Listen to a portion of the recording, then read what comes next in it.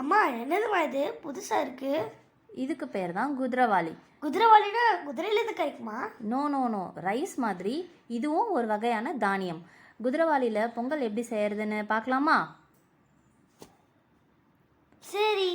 ஒரு குக்கர் வச்சுட்டு ஒரு 4 ஸ்பூன் எண்ணெய் விட்டுருங்க. விட்டுட்டு அதில் இஞ்சி, மிளகு, சீரகம், கருவேப்பிலை எல்லாம் போட்டு அது கொஞ்சம் நல்லா பொரியணும். அது பொரிஞ்சதும் அது நல்லா பொரிஞ்சிருச்சு இப்போது. ஸோ தேவையான அளவு உப்பு போட்டுக்கோங்க.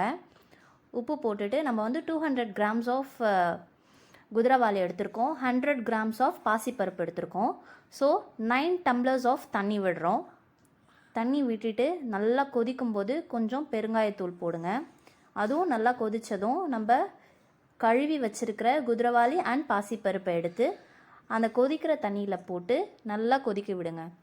ஒரு நல்ல கொதி வந்ததும் உப்பு வேணும்னா இந்த டைமில் டேஸ்ட் பார்த்துட்டு உப்பு கொஞ்சம் ஆட் பண்ணிக்கோங்க. அடிஷ்னலாக தேவைன்னா ஆட் பண்ணிக்கலாம்.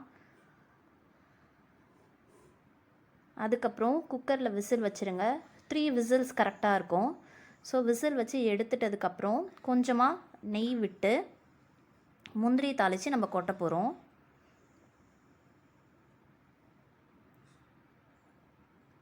ஸோ ஒரு சின்ன ஒரு ஃப்ரைங் பேனில் நம்ம நெய் விட்டுருக்கோம். நெய் விட்டுட்டு நமக்கு தேவையான அளவு முந்திரி போட்டுக்கலாம். இது எல்லாமே ஆப்ஷனல் தான், போடணுன்னு அவசியம் இல்லை. பட் போட்டால் கொஞ்சம் க்ரன்ச்சியாக இருக்கும்.